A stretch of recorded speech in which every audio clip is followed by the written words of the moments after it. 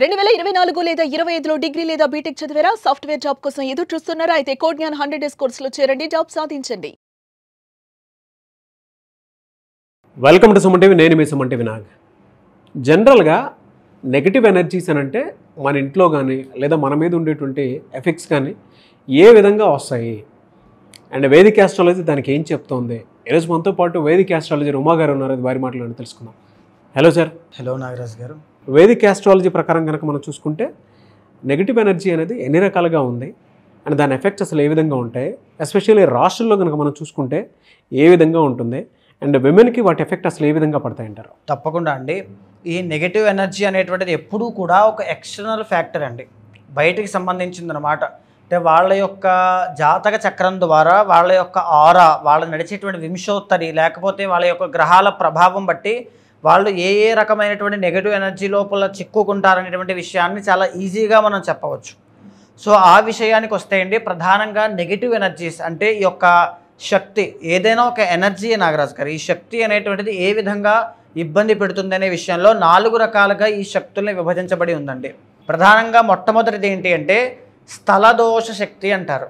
అంటే ఇది చాలామంది బాగా తెలిసినటువంటిదే.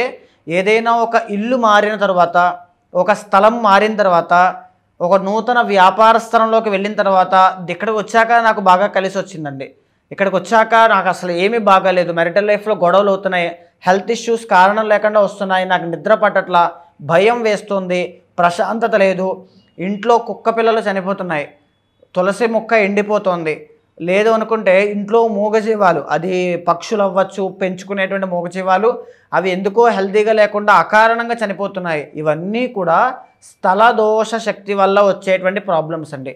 సో నేను ఎప్పటి నుంచో అదే ఇంట్లో ఉంటున్నానండి, కానీ సడన్లీ జరుగుతోంది అంటే ఆ స్థలానికి దోషం పట్టడం వల్ల జరిగేటువంటి ఇబ్బంది అమ్మ. సో దానివల్ల అండి ఈ స్థలదోష శక్తి అనేటువంటిది ఎప్పుడైతే మనిషికి ఉంటుందో జీవితంలో ఎదుగుదల అనేటువంటిది ఉండదు నాగరాజు గారు. అది ఇల్లైనా వ్యాపార స్థలమైనా ఏదైనా ప్లేస్ అవ్వచ్చు, అది ఏ ప్లేస్ అయినా సరే. అందుకే మత్స్య కూర్మ యంత్రములు కావచ్చు, కొన్ని రకాలైనటువంటి శుద్ధి కార్యక్రమాలు కావచ్చు, ఏ స్థలంలో అయినా మనం ఏదైనా ప్రారంభం చేసినప్పుడు చేస్తారు. అది పుణ్యాహవచన రూపంలో ఏదైనా చేస్తారు. కానీ మూలమైనటువంటిది అది ఎలా తొలగుతుంది, దాని నుంచి ఎలా బయటపడాలనేటువంటివి ప్రతి దాన్ని మనం గమనించాలండి. స్థలము దోష శక్తి కావచ్చు, ఈ జాతకంలో ఉండేటువంటి ఏ దశలు నడుస్తున్నాయి, ఒక జాతకం చూసి వాళ్ళకి ఎలాంటి ఇల్లు వస్తుందో కూడా చెప్పచ్చండి. ఒక జాతకం దోషం వాళ్ళకి వాస్తు దోషం ఉన్నటువంటి ఇల్లు వస్తుందా లేదా కూడా చెప్పచ్చు నాగరాజు గారు. ఆ విధంగా ఇక రెండో దానికి వెళ్తే అండి, రెండవ శక్తి ఏంటి అంటే మానస దోష శక్తి. మానస అంటే మనస్సు అండి. ఇక్కడ ఏంటి అంటే చాలామంది, కొంతమంది నెగిటివ్ పీపుల్ ఉంటారు. అది నెగిటివ్ పీపుల్ కూడా కాదు, చిన్న విషయాన్ని కూడా చాలా పెద్దగా తీసేసుకుంటారు. నాకు ఎంత కష్టం వచ్చేసిందని భయపడిపోతూ ఉంటారు. ఓవర్ థింకింగ్, యాంగ్జైటీ, జనరల్లీ వాళ్ళ క్యారెక్టర్ కానీ మానసిక స్థితి కానీ అలాగే ఉంటుంది.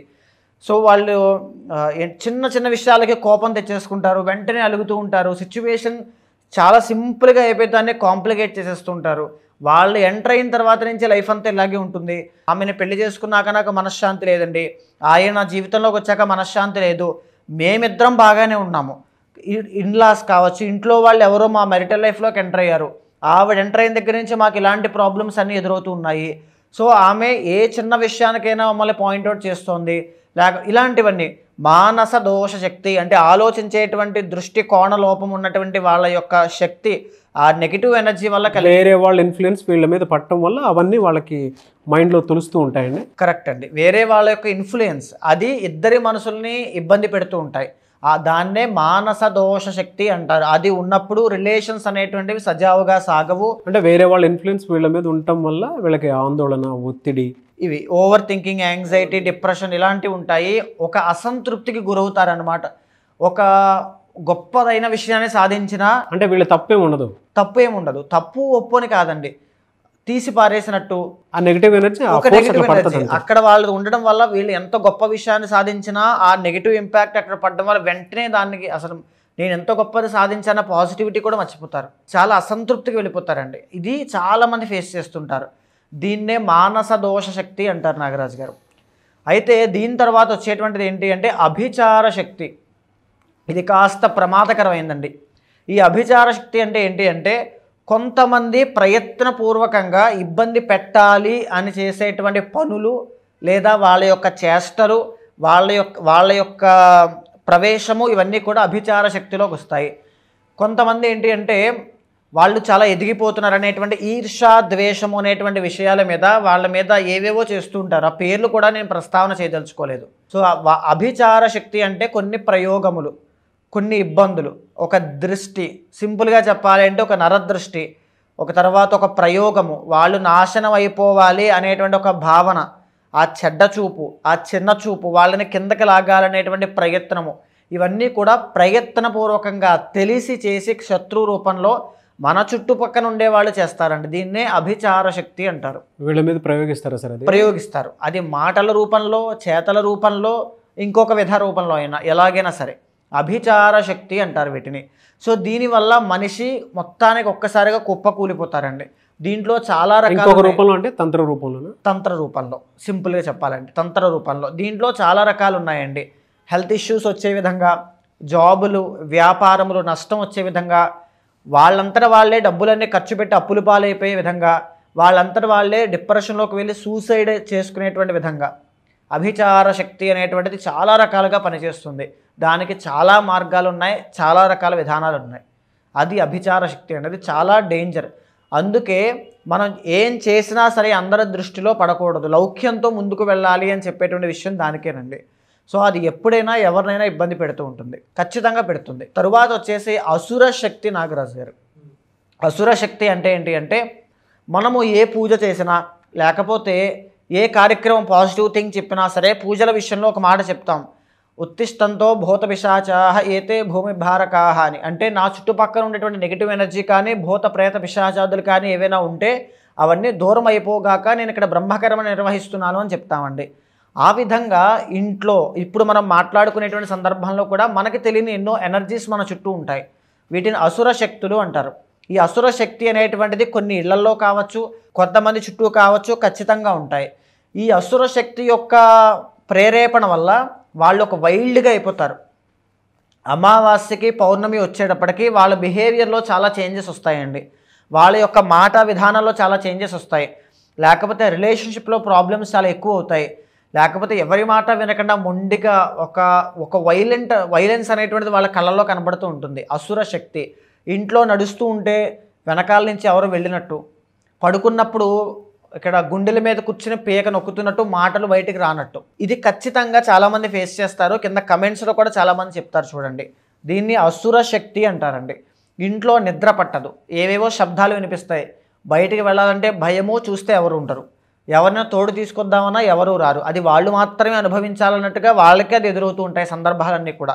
అండ్ ఈ అసుర శక్తి అనేటువంటి విషయం మీద వాళ్ళు ఎవరైతే ఎఫెక్ట్ అవుతున్నారో బాగా గుర్తుపెట్టుకోండి, ఇల్లంతా చిన్న భిన్నం అయిపోతుంది.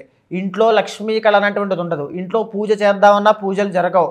ఎవరైనా ఒక సలహా ఇచ్చి దానికి పరిష్కారం చెప్దామన్నా దాన్ని పట్టించుకోరు, వినలేరు. అది అనుభవించేంత వరకు, ఆ అసుర శక్తి వెళ్ళేంత వరకు ఇంట్లో ఒక ప్రేత కళ అనేటువంటిది ఉంటుందండి.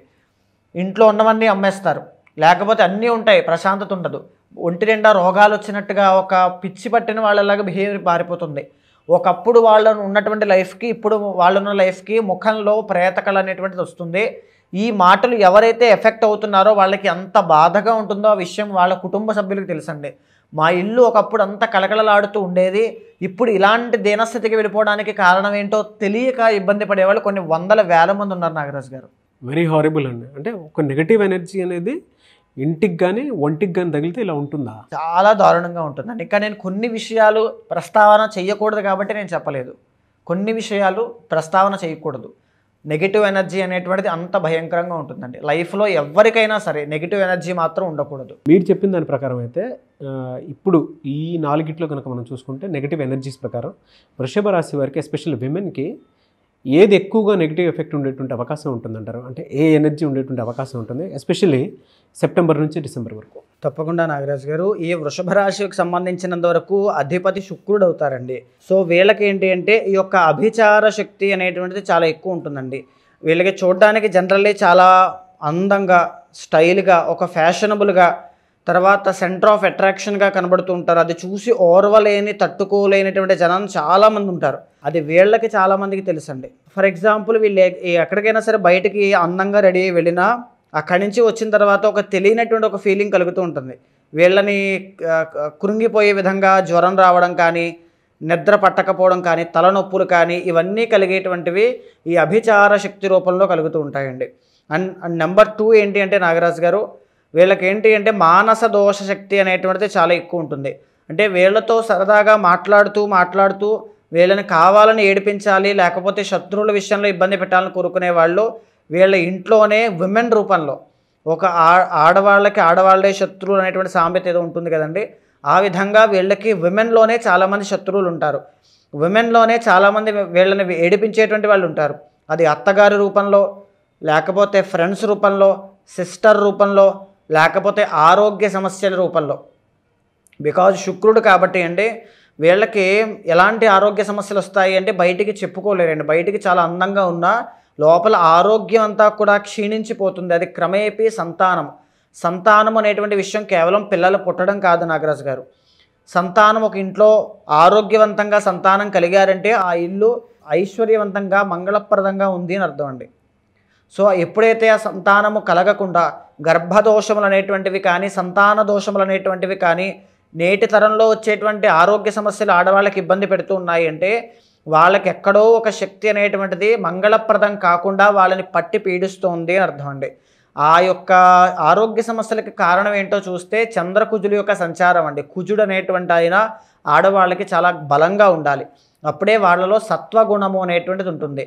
ఆ కుజుడి యొక్క బలం లేకపోవడం వల్ల, సత్వగుణ సంపన్నత లేకపోవడం వల్ల, ఈ మానస దోష శక్తి అనేటువంటిది ఉండడం వల్ల వాళ్ళలో బిహేవియర్లో చేంజెస్ కావచ్చు, వాళ్ళ ప్రవర్తన విషయంలో ఇబ్బందులు రావడం కావచ్చు, ఆరోగ్య సమస్యల విషయంలో ఇబ్బందులు రావడం, క్రమేపీ వాళ్ళు 10 మందితో మాట పడాల్సిన పరిస్థితుల్లోకి వస్తారు నాగరాజు గారు. అది అనుమానం రూపంలోనా, అభియోగం రూపంలోనా, అంటే ఎలిగేషన్స్ రూపంలోనా, ఏ విధంగా అయినా వాళ్ళ క్యారెక్టర్ని అసాసినేట్ చేసుకునేటువంటి విధానంగా తెలియకుండానే వాళ్ళు లోనవుతూ ఉంటారు మానస దోష శక్తి వల్ల, అభిచార శక్తి వల్ల. ఇప్పుడు వాళ్ళు ఫేస్ చేస్తున్నారు సార్ ఇది ఖచ్చితంగా అండి. వృషభ రాశి వాళ్ళకి అది తెలుస్తుంది, ఖచ్చితంగా తెలుస్తుంది.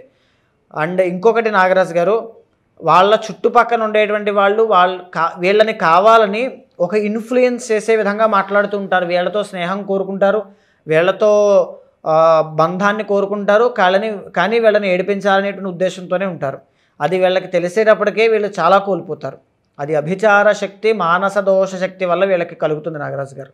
అండ్ ఇంకొకటి, ఎవరైనా సరే వీళ్ళ మీద అభిచార శక్తి అనేటువంటిది చాలా ఎక్స్ట్రీమ్గా ప్రయోగించారు లేకపోతే చేశారు అన్న విషయాన్ని ఎలా తెలుసుకోవాలి అనుకుంటే, భార్యాభర్తల మధ్యలో విపరీతంగా గొడవలు అవుతాయండి వీళ్ళకి, ఆర్ రిలేషన్షిప్లో విపరీతంగా ప్రాబ్లమ్స్ వస్తాయి. అన్నిటికంటే ముఖ్యమైనది వీళ్ళకి భయము అనేటువంటిది కావచ్చు, ఫైనాన్షియల్ ట్రబుల్స్ అనేటువంటివి కావచ్చు, చాలా ఎక్కువైపోతాయి. భయము, ఫైనాన్షియల్ ట్రబుల్స్ ఎందుకు చెప్పానంటే 8th లార్డ్ గురుడు అవుతారండి, అప్పుల పాలైపోతారు. ఇందాక చెప్పాను చూసారా, క్రమేపీ కొన్ని శక్తుల వల్ల అప్పుల పాలైపోయేలాగా చేయొచ్చు, సూసైడ్ చేసుకునే విధంగా కూడా చేయొచ్చు అని. అలాగా అప్పుల పాలయ్యేటువంటి విషయంగా కావచ్చు, లేదు అనుకుంటే ఈ భయము, ఓవర్ థింకింగ్ కానీ, నిద్ర పట్టకపోవడం కానీ, నిద్రలో పీడకలలు రావడం కానీ, లేకపోతే ఇంకా ఎంత గంభీరంగా ఉన్నవాళ్ళు ఎంత ఒక పిల్లిలాగా పిరికి వాళ్ళలో అయిపోతారండి, కవార్డ్ లాగా. అంత పిరికితనం ఎలా వస్తుంది అంటే ఈ అభిచార శక్తి వల్ల వస్తుంది. ఉండలేరు, ఒంటరిగా ఉండలేరు, ఒంటరిగా ఏ పని చేయలేరు, ఎప్పుడు ఏదో ఒక భయం పీడిస్తూ ఉంటుంది. ఆ విషయంలో వీళ్ళు చాలా ఇబ్బంది పడతారండి వృషభ రాశి వాళ్ళు. కేవలం మీకు ఆడవాళ్ళలో శత్రువులు ఉంటారమ్మా, ఆ విషయంలో కాస్త జాగ్రత్తగా ఉండండి. ఎనీథింగ్ ఏమైనా సరే బయట వాళ్ళకి ఎక్స్పోజ్ అవ్వద్దు. నేను చెప్పేటువంటి విషయం ఏంటి అంటే, అది ఇంట్లో వాళ్ళైనా, అత్తగారైనా, సిస్టర్స్ అయినా, ఫ్రెండ్స్ అయినా, ఎవరైనా సరే వాళ్ళని ఎక్కడ ఉంచాలో అక్కడ ఉంచండి. ఆ విషయంలో ఇబ్బంది పడద్దు, చాలా జాగ్రత్త పడాలి. అయితే మేజర్గా వీళ్ళకి వచ్చేటువంటి ఇబ్బంది ఏంటంటే అండి, 12th లార్డ్ కుజుడు అవ్వడం వల్ల వాహన ప్రమాదములు, సడన్లీ గాయాలు పాలవుతారు. అసలు ఏమీ ఉండదు, వితిన్ ఫ్రాక్షన్ ఆఫ్ సెకండ్స్లో అది జరిగిపోతుంది. అది గాయాలు కావచ్చు, ఎలక్ట్రిక్ షాక్ కావచ్చు, అగ్ని ప్రమాదము కావచ్చు, సర్జరీస్ కావచ్చు.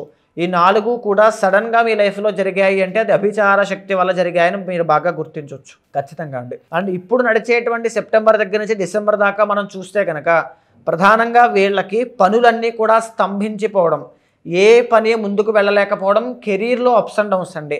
వీళ్ళకి మీకు కెరీర్లో అప్స్ అండ్ డౌన్స్ అనేటువంటివి కనబడుతున్నాయి అంటే జాబ్ పోయేలా ఉందని భయపడుతూ ఉన్నారు, లేకపోతే జాబ్ ఆల్రెడీ పోయింది, వస్తుందో రాదో అని ఒక భయం, అది రావడం లేదు, వచ్చినట్టే ఉంటుంది, ఆఖరి రౌండ్లో ఇబ్బంది పెట్టడం, లేకపోతే ఫైనాన్షియల్లీ చాలా స్ట్రగుల్ అవడం, బయటికి చెప్పుకోలేకపోవడం, వీళ్ళకుండే బాధ అదేనండి. ఉన్నది చెప్పుకోవడానికి కూడా ఎవరు ఉండరు. లేకపోతే డిసెంబర్ వరకు అలానే ఉందండి. డిసెంబర్ వరకు, నవంబర్ 27th వరకు ఇది ఉంటుందండి ఈ దోషం. దీనివల్ల చాలా ఇబ్బందులు అనేటువంటి ఫేస్ చేస్తారు నాగరాజు. రెమెడీ లేదా సార్ వీళ్ళకి? రెమెడీ ప్రధానంగా అండి, ఒకటి నేను ఇప్పుడు చెప్తాను, వృషభ రాశి వాడు చేసుకోవాల్సింది ఏంటి అంటే అష్టలక్ష్మి హవనము ఒకటి, రెండవది ఏంటి అంటే మహాలక్ష్మీదేవి యొక్క మంత్ర జపము, మూడవది ముఖ్యమైనది చేయాల్సింది తప్పకుండా మన్యు సూక్త పారాయణ, మన్యు సూక్త హోమము తప్పకుండా చేయాలి. అండ్ మిగతావి ఏవైనా ఉన్నాయి అంటే పర్సనల్ చార్ట్ బట్టి, ఇప్పుడు మనం క్యాలిక్యులేట్ చేసింది ఓన్లీ గోచార గ్రహ సంచారాన్ని మాత్రమేనండి. మీరు పుట్టిన సమయం ఆధారంగా ఏదైతే ఉంటుందో దాన్ని మనం తీసుకున్నట్లయితే ఎగ్జాక్ట్లీ మీరు దేనివల్ల బాధపడుతున్నారో చెప్పచ్చు. బికాజ్ ఇది ఒక బ్లూ ప్రింట్ కాబట్టి నాగరాజు గారు. అది చేసిన తర్వాత ఎవ్రీడే దైవబలం కావాలండి, చాంటింగ్ చేయాలి. స్పిరిచువాలిటీ అనేటువంటిది మీ ఒంట్లో కాదు ఇంట్లో కూడా ఉండాలి. తప్పకుండా అది చేసిన తర్వాతనే మీకు రిజల్ట్స్ బాగుంటాయండి. వేదిక్ యాస్ట్రాలజీ త్రూ ఏదైనా రెమెడీ కోరుకునేటువంటి వాళ్ళు ఉంటారు. వారి పర్సనల్ చాట్ ప్రకారం కనుక ప్రస్తుతం ఏముంది ఏంటి ఏ విధంగా ఉంది అని తెలుసుకొని ఏ రకంగా అయినా సరే, అంటే నెగిటివ్ ఎనర్జీ కూడా మనం మీద పడకుండా ఉండాలి అని అంటే ఏం చేసుకోవాలి అనుకునేటువంటి దానికి రెమెడీ కావాలి అనుకునేటువంటి వాళ్ళు ఉంటారు. ఎలా మిమ్మల్ని అప్రోచ్ అవ్వాలంటే? తప్పకుండా నాగరాజు గారు, ఒక్క విషయం నేను చెప్తానండి. వేదిక్ యాస్ట్రాలజీ ద్వారా మనకున్న సమస్యలు కానీ నెగిటివ్ ఎనర్జీ కానీ ఏదైనా సరే గుర్తించి దానికి మనం ఎలాంటి పరిహారం చేసుకుంటే మంచిది అని చెప్పడానికి వేదిక్ యాస్ట్రాలజీ తప్ప ఇంకొకటి ఏదీ లేదండి. అలాంటి వాళ్ళు ఎవరైనా ఉంటే మీకు కింద కనిపించే నెంబర్కి కాల్ చేస్తే మా వాళ్ళు మీకు పూర్తి వివరాలు అందిస్తారు. ప్రధానంగా నేను ఒక్క విషయం చెప్తున్నానండి, జీవితంలో ఒక సరైనటువంటి నిర్ణయం తీసుకోలేకపోవడం వల్ల, అది మ్యారేజ్ అయినా, జాబ్ అయినా, ఎడ్యుకేషన్ అయినా, సంతానమైనా, ఏదైనా డైలమాలో ఉంటూ ఒక అసంతృప్తికి గురై ఇబ్బంది పడుతున్న వాళ్ళు కొన్ని వందల మంది ఉన్నారండి. ఇప్పుడు నేను చెప్పినటువంటి ప్రాబ్లంలో అసుర శక్తి అనేటువంటి విషయం మీద ఎవరిని ఎక్కడ ఎలా కన్సల్ట్ అవ్వాలి, ఈ ప్రాబ్లం ఎవరికి చెప్పుకుంటే అర్థమవుతుందో తెలియనటువంటి పరిస్థితుల్లో కొన్ని వందల మంది ఉన్నారండి. ఒక్క విషయం చెప్తున్నానమ్మా, అలాంటి వాళ్ళు ఎవరైనా ఉన్నా సరే మీ వెనకాల నేను ఉంటాను. మీ జాతకాన్ని చూసిన తర్వాత, మీ ప్రాబ్లం విన్న తర్వాత ఏం చేస్తే మంచిదనేటువంటి విషయం మీద ఒక బ్రదర్లా కావచ్చు, ఒక ఫ్యామిలీ మెంబర్లా కావచ్చు, ఒక మెంటర్ లాగా, ఒక యాస్ట్రాలజర్లా మీ వెనకాల ఉండి ఒక గైడెన్స్ ఇస్తాను. ఏమైనా దోషాలుంటే దాన్ని పోగొట్టే విధంగా శాంతి పరిహారములన్నీ ఆచరింపచేసి భగవత్ అనుగ్రహం కలిగేలా చేస్తాను. డెఫినెట్గా. థ్యాంక్ యూ సో మచ్ అమ్మ గారు. నమస్తే అండి. చూసారు కదండి వీడియో. ఈ వీడియోపై మీ అభిప్రాయం కమెంట్ బాక్స్లో పోస్ట్ చేయండి. ముఖ్యంగా మీరు కనుక వేదిక్ యాస్ట్రాలజీ త్రూ రెమెడీ కోసం ఎదురు చూస్తున్నట్లయితే, మీ పర్సనల్ చాట్ని చూపించుకోవాలి అనుకున్నటువంటి వాళ్ళు స్క్రీన్ మీద ఉమాగారి కాంటాక్ట్ నెంబర్ కనిపిస్తుంది, అని మీరు కాల్ ఆర్ మెసేజ్ వాట్సాప్ చేసి వెంటనే అపాయింట్మెంట్ బుక్ చేసుకోండి. ఈ వీడియో లైక్ చేయండి, షేర్ మాత్రం తప్పకుండా చేయండి. ఇలాంటి మరిన్ని వీడియోస్ కోసం మా ఛానల్ ఫాలో అవ్వండి. Thank you.